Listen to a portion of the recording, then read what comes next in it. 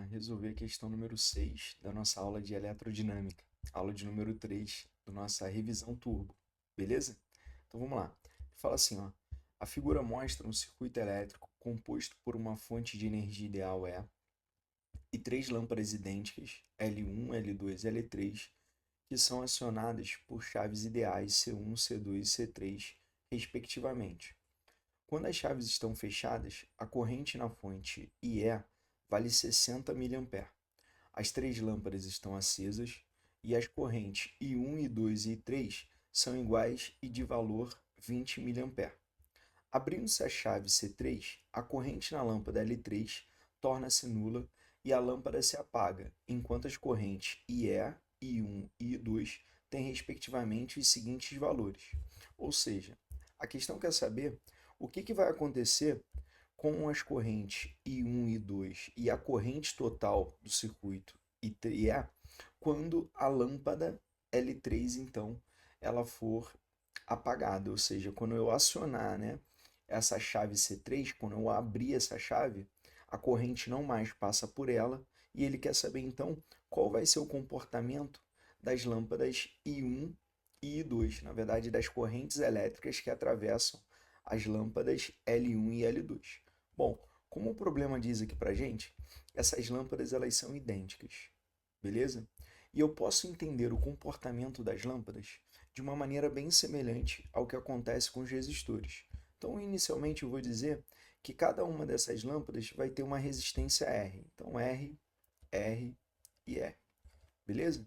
E para que a gente já possa ter uma noçãozinha antes de discutir a parte quantitativa, eu quero te mostrar uma coisa que é justamente a aplicação direta do que está acontecendo.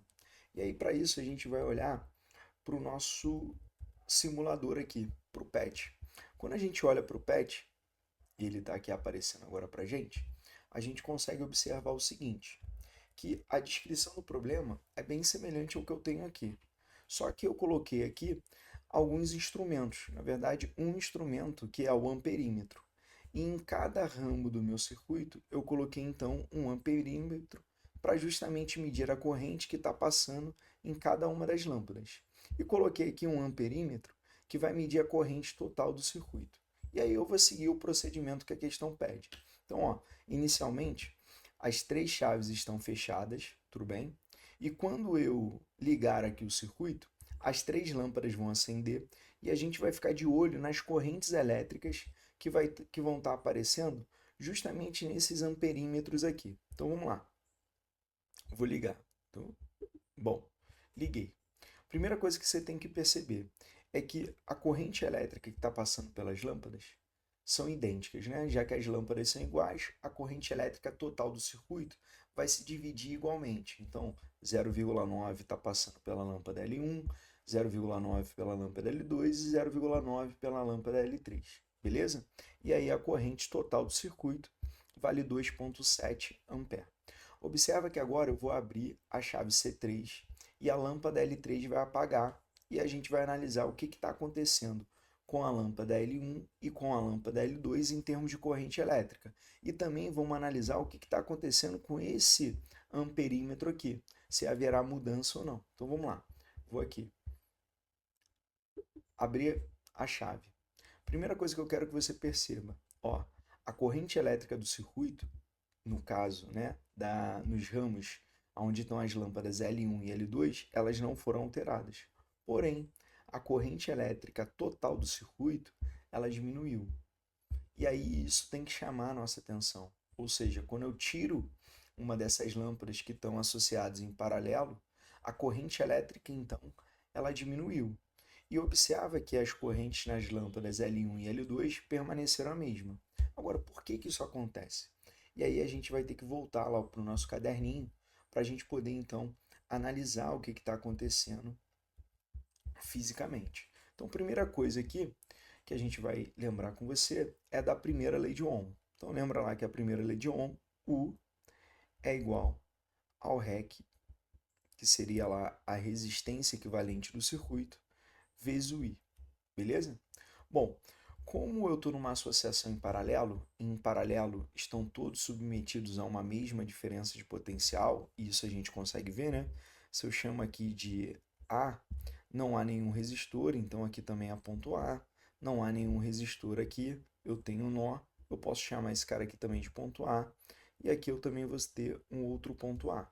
Se eu chamar o ponto aqui de baixo de B, eu vou ter então aqui um ponto B, aqui um outro ponto B e aqui também um outro ponto B. Ou seja, as três lâmpadas, elas estão submetidas à mesma diferença de pontos, à mesma diferença de potencial. Logo, realmente elas estão associadas em paralelo. E na associação em paralelo, esse U aqui, ele é o mesmo. Então, eu vou dizer que ele é uma constante para qualquer ramo desse meu circuito. No caso, para qualquer um desses três ramos onde as lâmpadas estão associadas. E aí a gente vai ver que quando o produto entre duas grandezas é uma constante, é porque essas grandezas são inversamente proporcionais. Ou seja, aonde eu tenho uma maior resistência equivalente, é porque eu vou ter uma menor corrente elétrica passando pelo meu circuito. E aonde você tiver uma menor corrente elétrica, uma menor resistência elétrica, você vai ter então uma maior corrente elétrica atravessando. Beleza? Tranquilo? Um outro detalhe que a gente também precisa ver aqui é o seguinte, que como essas lâmpadas são idênticas e estão associadas em paralelo, eu posso calcular a resistência equivalente entre elas da seguinte maneira. A resistência equivalente vai ser o valor da resistência de cada uma das lâmpadas, dividido então pelo número de vezes em que ela se repete. No caso aqui, eu vou dizer que é R sobre 3, porque eu tenho três lâmpadas idênticas associadas em paralelo. Felipe, e se por um acaso elas tivessem resistências equivalentes diferentes, o que eu teria que fazer? Bom, para você calcular a resistência equivalente, você ia ter que fazer lá, né, a soma dos inversos. Então, ó, 1 sobre REC seria então 1 sobre R1 mais 1 sobre R2 mais 1 sobre R3. Mas no nosso caso aqui, as nossas lâmpadas elas são idênticas, têm a mesma resistência, então a gente pode usar isso daqui, né? R sobre N, e no caso das três lâmpadas, R sobre 3. Quando eu então agora aciono a chave C3, eu abro a chave C3, a lâmpada L3 ela não mais funciona. Então, na verdade, é como se eu estivesse tirando aquela resistência do circuito. E o seu circuito, que tinha então três lâmpadas, passa a ter agora apenas duas lâmpadas associadas em paralelo. Então você tem assim, né, a sua associação agora com a seguinte cara, de apenas dois resistores em paralelo, onde esse cara vale R e esse cara aqui também vale R. Então eu vou calcular a resistência equivalente sem a lâmpada L3. Então, ó, sem a lâmpada L3, eu vou ter apenas dois resistores em paralelo, então passa a ser R sobre 2. Você consegue perceber que antes era R sobre 3 e agora é R sobre 2, ou seja, o valor da resistência equivalente aumentou. Consequentemente, a gente vai ver a corrente elétrica do circuito diminuir. E é isso que eu vou provar para você matematicamente. Então, vamos lá. A DDP, antes de eu acionar a chave C3, ela tem que ser igual a DDP depois que eu acionar a chave C3. E como a gente aqui está olhando para DDP, eu vou usar a primeira lei de Ohm. Então, REC, no caso aqui, né, o REC antes, vezes o I antes, tem que ser igual ao R depois, no caso, né, o REC equivalente depois, vezes a corrente elétrica depois. Tudo bem até aí? Beleza? Bom, esse REC aqui é o que a gente chamou de R sobre 3, que são os três lâmpadas lá associadas em paralelo.